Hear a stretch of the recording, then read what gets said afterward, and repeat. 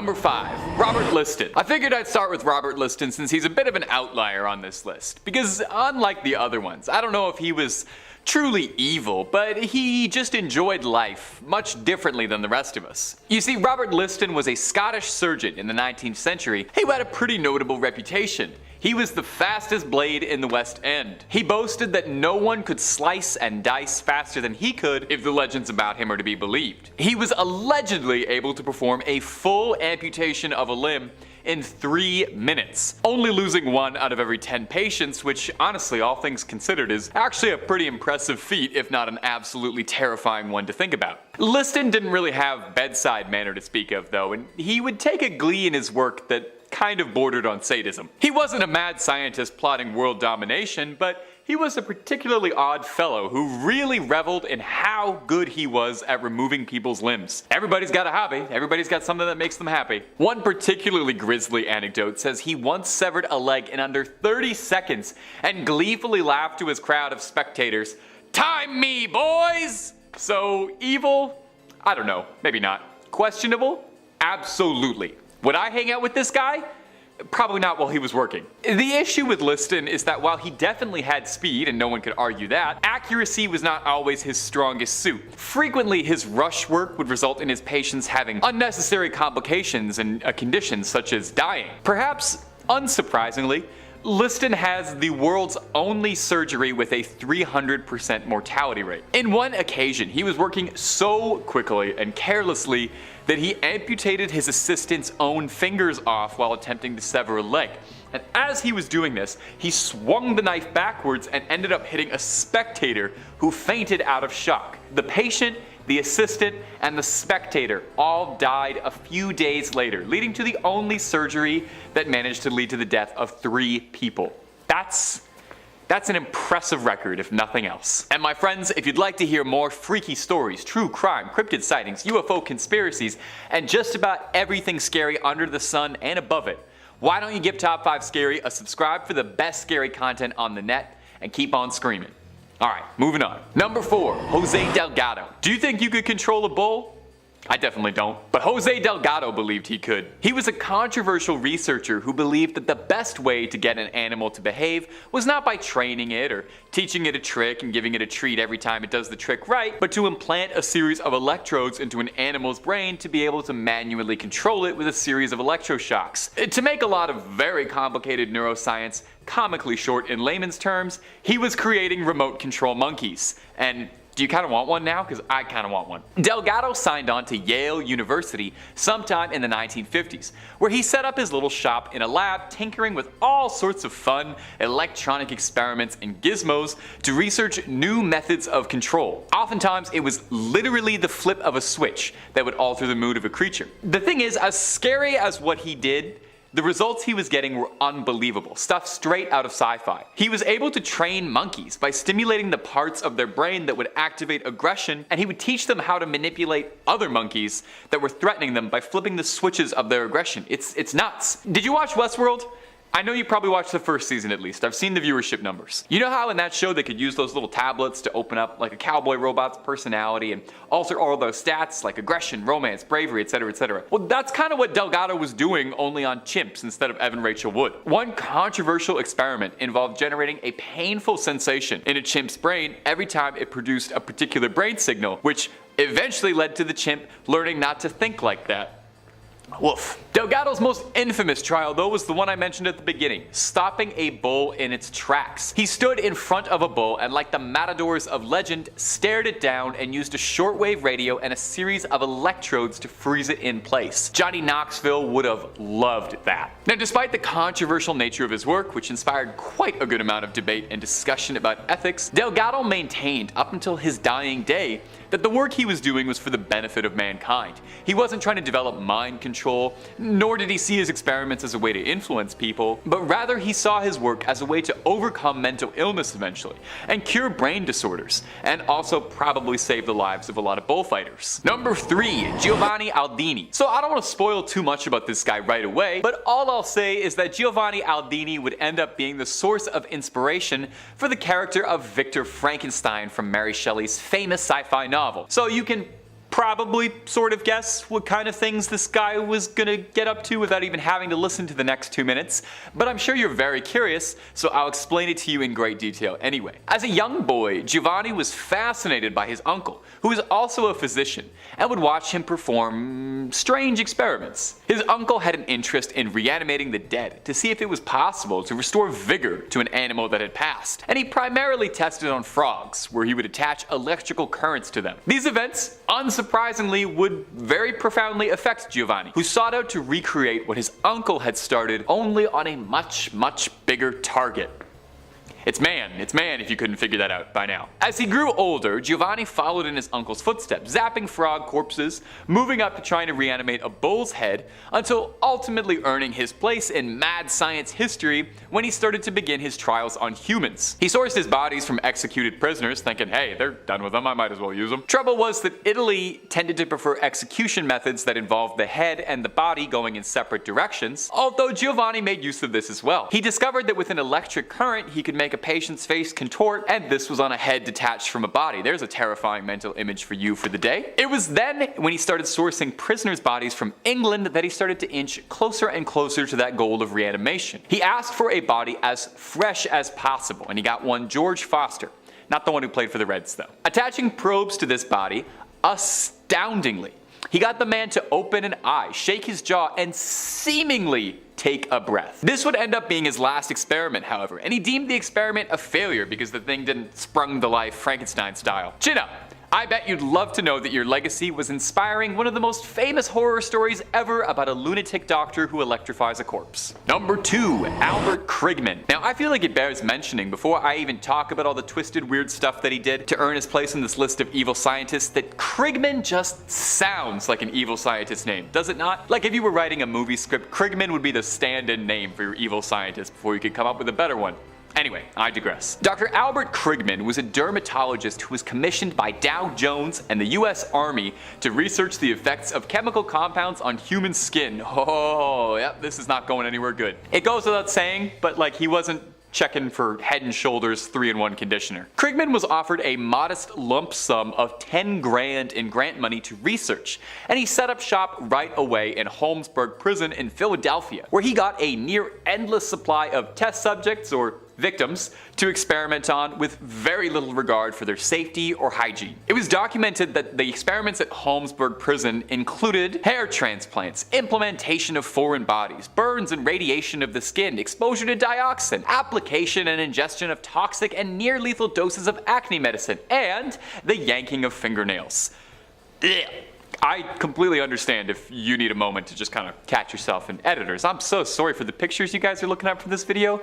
You guys work hard. Alright, let's get back to talking about stomach-churning evil done in the name of science. One of the main compounds Krigman researched that I listed off in that little list before was dioxin, the main ingredient of Agent Orange, the infamously evil chemical weapon the USA used during the Vietnam War. Inmates would be scarred, left sick with permanently disfiguring skin conditions leading to very painful side effects. Oftentimes too, many subjects were exposed to all sorts of contaminants and other infections from other conditions he was doing, other experiments he was doing. He did not keep a clean workspace. Krigman destroyed many of the notes from his research, but through testaments from his victims, we know the truth of what he got up to. While there were attempts to get justice after the fact for what the inmates experienced, Krigman himself lived to the age of 93 and never faced any sort of consequences whatsoever for his actions. In fact, the worst part is Krigman loved what he did. Take a listen to this spine-chilling real quote from a real scientist who was really hired by the US Army. All I saw before me were acres of skin. It was like a farmer seeing a fertile field for the first time. That sounds like it's from one of the Saw movies. Are you kidding me?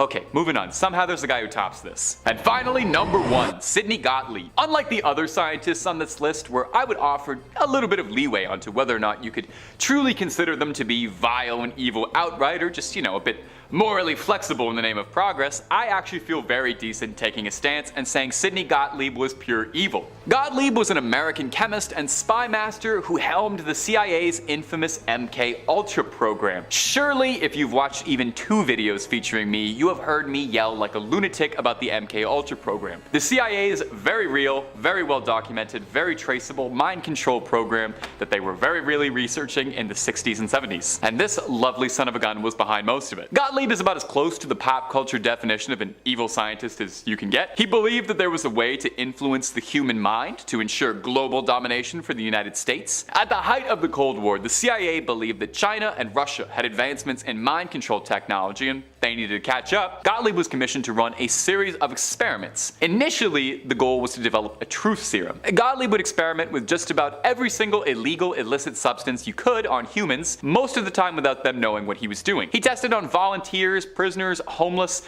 but most often people had no idea the nature of his experiments, and he tended to pick people who had nothing left and had a lot to gain. After months and months of this left him unsatisfied, he was granted extra powers and resources for his experiments, gaining the full funding of the US Army. The goal of MK Ultra was to develop techniques that would crush the human psyche to the point that it would admit anything. Wow. This included torment like electroshock, sensory and sleep deprivation, all kinds of illicit substances, physical and mental damage, and so much more we can't even talk about. Eventually, the program was officially disbanded, citing that it was difficult to control the human psyche in this way. Gottlieb would stick around, however, since he had a real taste for doing evil science and would helm the CIA's Poison Research Division, looking into just about every way you could conceivably poison a human being, including one infamous poison cigar for one Fidel Castro. Gottlieb retired in relative obscurity, never seeing any justice for his work, and lived out his days quietly in Virginia, largely forgotten by history.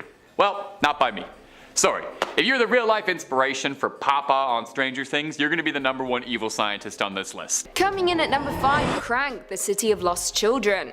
The City of Lost Children is a 1995 science fantasy film directed by Marco Caro and Jean-Pierre Jeunet. The film tells the story of an old and decrepit Crank who has lost his capacity for dreaming and is attempting to fight death by stealing the dreams of children. Crank's cadre of cloned henchmen snatch 5-year-old Denry to subject him to horrific dream retrieval process. The boy's father, Juan, the hulking strongman of a travelling circus, and his precocious 9-year-old friend Miet join force to defeat Crank's minions and save Denry. What ensues is a bizarre movie with surreal moments, strange makeup, and even stranger set design. It's perhaps one of the strangest movies I've ever had the pleasure of coming across, with Daniel Emilfork showcasing an over-the-top performance that will linger with you for a long time. As it stands, the film currently holds a 79% approval rating and is a cult classic amongst horror movie lovers. The general consensus reads, I quote, "Not all of its many intriguing ideas are developed, but The City of Lost Children is an engrossing, disturbing, profoundly memorable experience. Crank looms large over the entire film, and watching him go down in flames is one of the most satisfying moments in horror history." Coming in at number 4, Seth Brundle-The Fly. The Fly is a 1986 American science fiction body horror film directed and co-written by David Cronenberg. Loosely based on George Langeland's 1957 short story of the same name, the film tells of an eccentric scientist who, after one of his experiments goes wrong, slowly turns into a fly hybrid creature. The Fly is one of Cronenberg's finest films, and a huge reason as to why Jeff Goldblum, the sexiest man in the world, is as successful as he is now. Not to mention his portrayal of Seth Brundle is perfect, as he encapsulates everything we want from a mad scientist. A scientist who believes his telepods would change the world for the better. However, he learns far too late how badly things have gone with his experiment. First, he truly believes that his teleportation is more successful than he initially thought, and that he would be changing the world for the better, like I said. However, throughout the movie, his mental and physical state quickly deteriorates as he slowly transforms into a fly. Even after a handful of decades, this iconic horror movie still holds up, and is still a wonderful piece of special effects magic. The film holds a 92% approval rating with the general consensus reading. David Cronenberg combines his trademark affinity for gore and horror with strongly developed characters, making The Fly a surprisingly affecting tragedy. The quote, "Be afraid, be very afraid," was used as the film's marketing tagline and became so ingrained in popular culture that a large number of people who are familiar with the phrase are unaware that it originated in The Fly. Coming in at number 3, Joseph Heater, The Human Centipede First Sequence. The Human Centipede is a 2009 Dutch horror film directed and co-produced by Tom Six. The film tells the story of a German surgeon who kidnaps 3 tourists and joins them surgically, mouth to anus, forming a human centipede. According to Six, the concept for the film arose from a joke he made with friends about punishing a child abuser by stitching his mouth to an anus of a fat truck driver. Inspiration for the film also came from Nazi medical experiments carried out during World War II, such as the crimes of Joseph Mengele at the Auschwitz concentration camp. Now, the movie was polarizing amongst critics and viewers alike, as you would expect, with the movie receiving a 50% approval rating, with the general consensus reading, grotesque, visceral, and hard to swallow. This surgical horror doesn't quite earn its stripes because the gross outs overwhelm and devalue everything else. However, not everyone agreed with those sentiments, with Total film writer Jamie Russell giving the movie 4 stars out of 5, calling it shocking, funny, disturbing, a throwback to the glory days of Cronenberg. Despite receiving mixed reviews, the film did go on to win several awards in 2009 at various international horror film festivals. Now, the large majority of mad scientists in horror movies have a plausible explanation for the actions they take, and that the work they do will in turn make the world a better place. However, the same cannot be said about Joseph Heater, who stitches human beings together, even connecting their digestive tract. I don't see this improving the world anytime soon. I do love this film though. If you've watched the second or the third, this one is like an Oscar-winning movie. Honestly. Highly recommend. Coming in at 2, Henry Frankenstein. Frankenstein is a 1931 pre-code science fiction horror film directed by James Whale and adapted from a play by Peggy Webling, which in turn was based on Mary Shelley's 1818 novel Frankenstein, or The Modern Prometheus. Frankenstein stars Colin Clive as Henry Frankenstein, an obsessed scientist who digs up corpses with his assistant in order to assemble a living being from dead body parts. The resulting creature, often known as Frankenstein's monster, is portrayed by Boris Karloff. Frankenstein begins with Edward Van Sloan stepping from behind a curtain to break the fourth wall and deliver a brief caution to the audience. I quote, "How do you do? Mr. Carl Lammel feels it would be a little unkind to present this picture without just a word of friendly warning. We're about to unfold the story of Frankenstein, a man of science who sought to create a man after his own image without reckoning upon God.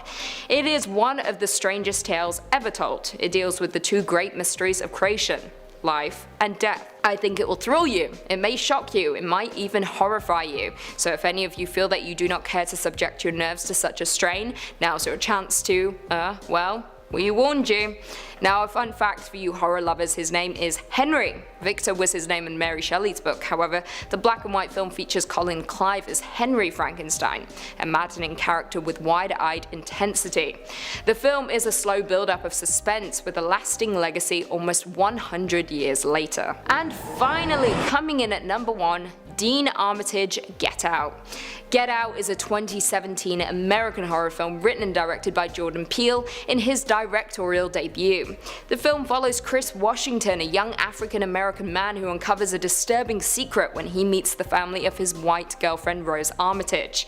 Now, Dean Armitage is the father of Rose, and he does a great job of disguising how evil he truly is for a large portion of the movie. Now, Dean and his wife Missy welcome Rose and Chris into their home with open arms. However, things become very weird very quickly, but Chris just sums this up to the fact that he feels out of place being the only black man in a very white community. However, there is far more going on than just that. Now, spoilers ahead for those who have yet to see Get Out. First of all, why have you not seen Get Out? Watch Get Out. Chris awakens strapped to a chair in the basement with a video presentation showing Rose's grandfather Roman, explaining that the family transplants their brains into other bodies, granting them preferred physical characteristics and a twisted form of immortality. Although the Armitages target mainly black people, it is revealed that Chris's body is only being used for sight. Get Out is masterfully paced and written and is perhaps one of the most effective horror films in years. The well fleshed out characters truly see nothing wrong with what they are doing, and when Chris learns of what's going down and what the insane Dean has in store for him, it sends chills down your spine, making him one of the cruelest and most terrifying characters in horror fiction. Number 5. The Monster Study. Wow, right into it, huh? Great name for it and all. The Monster Study was a terrifying and triggering speech and stuttering experiment that took place in 1939. Performed on 22 orphans and conducted by Wendell Johnson, the professor of speech and pathology at the University of Iowa. Half of the people received positive speech therapy, praising the fluency of their speech. I just watched King's Speech with Colin Firth, and let me tell you, yeah, it's nothing like that, no. That had a happy ending with metaphors and lessons interwoven. This is just science being cruel. Because the other half, the negative speech therapy, which includes belittling the subjects for speech imperfections, yeah, just straight up chirping at people suffering a lifetime of obvious emotional stress already, and of course, retaining that stress and speech difficulty for the remainder of their life. It was dubbed the Monster Study as some of Johnson's peers were absolutely pissed and horrified that he would experiment on orphanage subjects at such a tender age in development to confirm his hypothesis. Yeah, sick stuff, dude, really? Basically, good reinforcement meant fast learning. You ever been yelled at by a parent while doing math? Yeah, it's horrible. On top of everything, the experiment was kept hidden for fear Johnson's reputation would be tarnished in the wake of human experiments conducted during the war. You think? The results were actually never published, and his thesis is the only official record of the details. Apparently, the university apologized in 2001, but the university assistant professor of speech pathology said the data collected from the experiment is unfortunately the largest collection of scientific information on stuttering that we have, and that Johnson's work was the first to discuss the importance of the thoughts and beliefs and feelings of the actual individual struggling. Number 4. Multiple births. The 1960s were a dark time for medicine. Clinical psychiatrist Peter Neubauer and a couple of professors at Yale University thought it'd be a good idea to persuade Louise Wise Services, an adoption agency, to send twins and triplets to completely different homes without telling the adoptive parents, and they were adopting a child who was of another sibling. And neither did the biological parents, of course. Whoa, what? Yeah, that's not cool. I can see angry mama bears right now just clawing at the screen. Apparently, researchers sponsored by Children's Services secretly compared their research and progress in now what is called the infamous twins study. The research was never completed, but what was left behind was the unethical treatment and trauma of separating individuals at birth. That didn't end, apparently, in New York until the 1980s. In 1990, a decade after the confidential study, Neubauer and the Child Development Center of the Jewish Board of Family and Children's Services arranged to actually house the locked records at Yale University. The Jewish Board set terms that gave the organization power to approve or deny any requests to access the records for the next 75 years. In 2018, apparently a couple thousand pages were released to the public, but of course, like all things intending to be silent, the pages were heavily redacted. Yeah, lots of sharpieing. Yo, this is absolutely terrifying, okay? Like, what did they find in that study? Also, so sad. There's been a couple documentaries now covering this study and focusing on the trauma it's caused to those who, again, begged to gain access to their own files. In 2011, apparently the Jewish Board denied 2 separate twins the request to access their own sealed records. So what exactly happened that made these scientists so secretive of their work? Number 3, Stanford Prison. The Stanford Prison Experiment was a psychological experiment conducted in the summer of 1971. Pretty standard university experiment. A 2-week simulation of a prison environment that examined the effects of situational variables on participants. Yeah, what could go wrong, right? Well, we just heard how when it comes to university studies, the law all of a sudden becomes this imaginary thing. Stanford University psychology professor Philip Zimbardo led this research study. Participants were recruited from the local ad in a local school newspaper engineered by the research team, offering only male participants $15 per day for those to participate in a fun study looking at prison life. Haha, yeehaw. People were handpicked after psych assessments, then randomly assigned roles of either prisoner or guard. Like a giant game of cops and robbers, right? The guards were given uniforms and instructed to prevent prisoners from escaping. no rules. The experiment officially started when prisoners were booked by real Palo Alto police, and over the next 5 days, psychological abuse by the guards became more and more sadistic. The experiment was actually forced to end on the 6th day. Let's just say it got so violent, it's known as one of the most unethical psychological experiments in history. The harm and abuse inflicted on the participants prompted universities worldwide to improve their own ethics departments, and experiments were then severely reevaluated by the educational board before they began. This was an example of use of power, the barbarism of humans, the sick experimental boundaries those are risking to put others through for career-breaking research. Scary stuff. Number 2, Burke and Hare. The Burke and Hare murders were a series of 16 separate targeted murders committed over the span of about 10 months in 1828 in Edinburgh, Scotland. The culprits?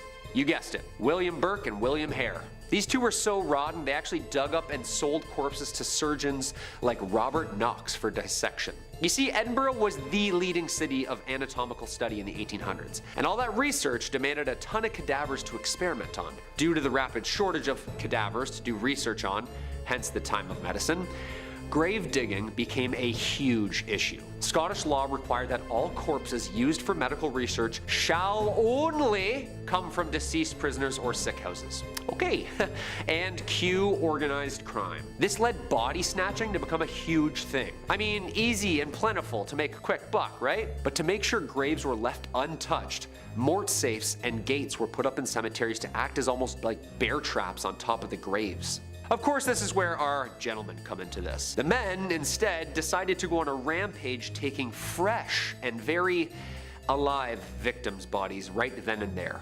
Yeah, gruesome stuff. Then they would take them on down to the medical center and payday. The police offered Hare immunity from prosecution if he knew anything. Basically, if you snitch, your name's clean. He fessed up the details immediately of the victims and confessed to all 16 deaths with his accomplice. Formal charges were made against Burke and he was hanged to death. His corpse was dissected and his skeleton displayed at the Anatomical Museum of Edinburgh Medical School, where, as of 2022, still remains. Okay, the last part's a little sadistic, no? Also very ironic.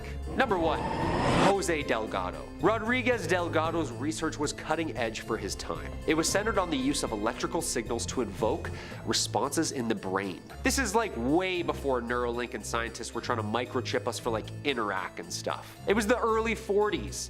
A dark time for medicine. Famed for his research on mind control through electrical stimulation of the brain.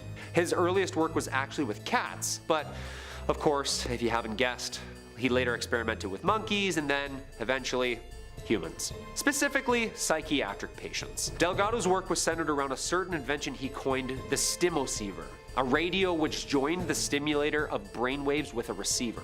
This allowed the subject of an experiment full freedom of movement while allowing the experimenter to control the experimentee. Very sci-fi for the time, you know?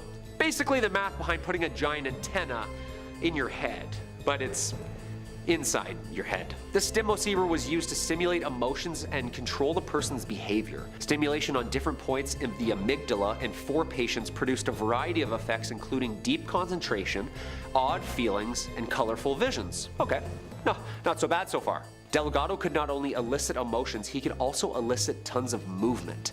Yeah, we're talking Weekend at Bernie's type movement, but subtle at first, like a limb or the clenching of a fist, then bigger limbs and more movement. Basically, this guy was driving you via your brain. Mad scientist or the pioneer of electric brain stimulation? Maybe you can be both. Number 5 on this list is the aviator suit. Back in the early 1900s, flight was on everyone's mind. Flying machines were extremely new and were not very well developed, but scientists wanted to push it further. In this case, the specific scientist in question is Franz Reichelt. Franz Reichelt was designing an aviator suit. This aviator suit is just a fancy name for what we now consider to be a parachute. He folded up a fabric that was roughly 320 square feet and made it into a wearable aviator suit. The idea was exactly what we have now for a parachute. You jump into the air from a high height and then your parachute comes out and you should gently float to the ground. This is great in theory, but it didn't work out that great in practice. Franz had tried his device from the roof of a few buildings, but it never worked. He claimed that it wasn't his invention that was the problem, but the height of the building. So, naturally, we just needed to try it from a higher building. Enter in the Eiffel Tower. Now, up until this point, he was using test dummies to jump off the buildings, and he was all set to do that again for the Eiffel Tower, but last minute, he got a change of heart. Franz was feeling that performance adrenaline and wanted to show off his invention to the crowd below, so he strapped into his suit and leaped off the Eiffel Tower himself. He beautifully floated down to the ground in a picturesque fashion to the sound of crowds cheering and chanting his name. Is what he wanted to happen. What actually happened is that he jumped off, the suit didn't work, and he fell all the way to the ground from the Eiffel Tower. Believe it or not, the landing didn't actually kill him though. He was already dead.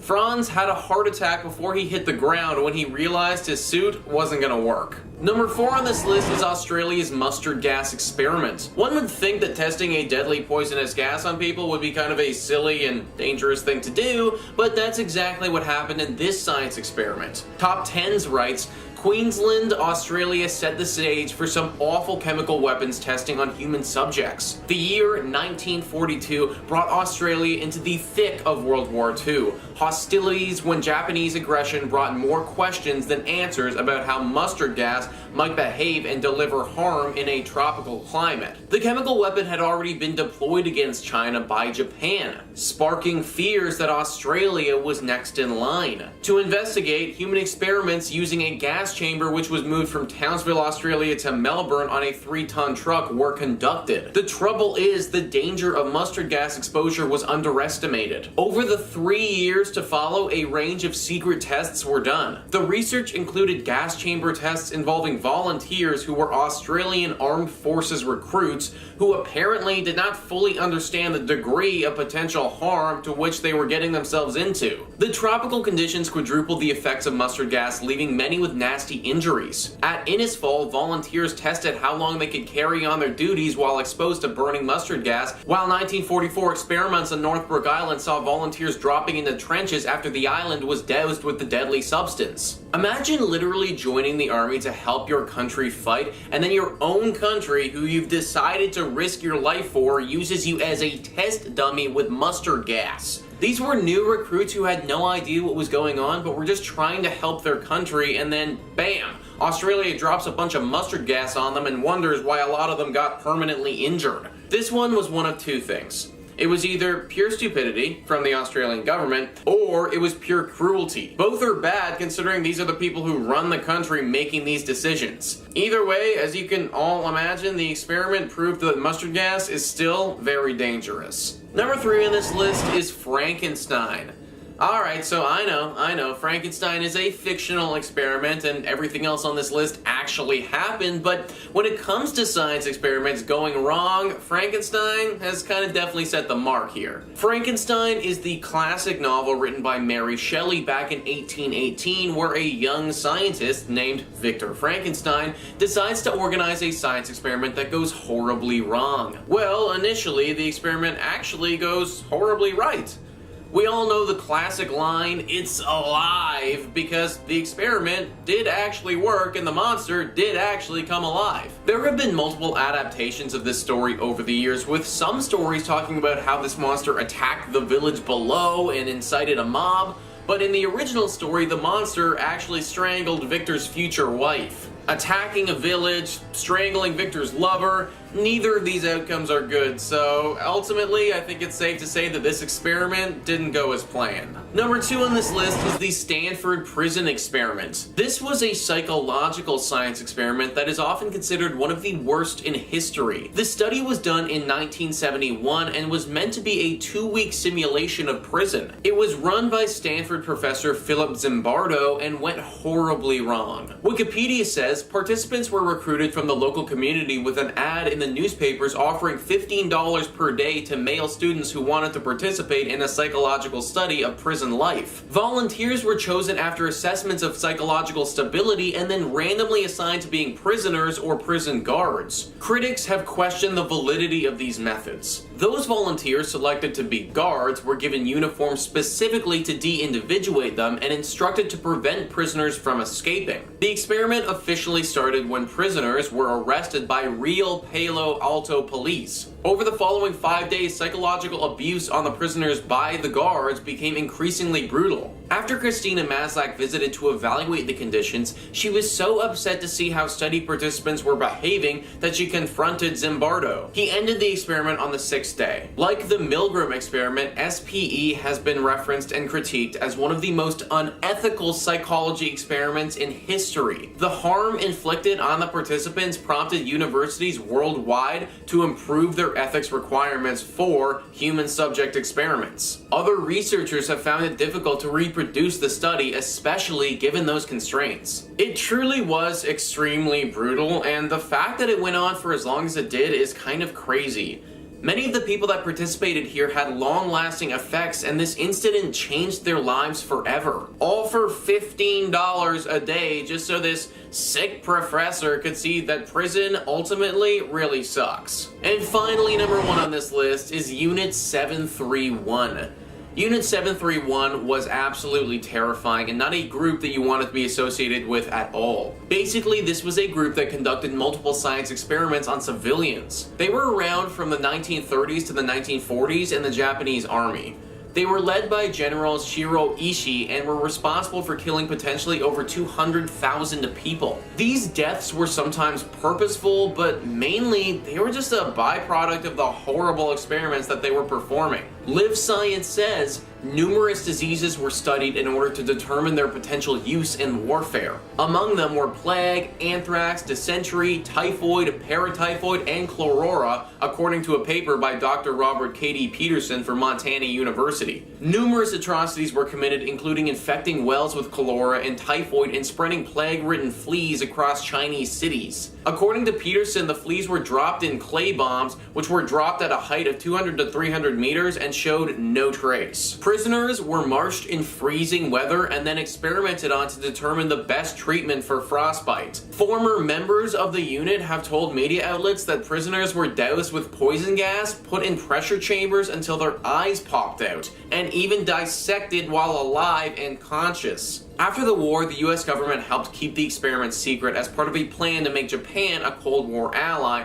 according to the Times report. They were terrible experiments that often failed and resulted in the loss of human life. These experiments were honestly doomed from the beginning and were destined to go horribly wrong.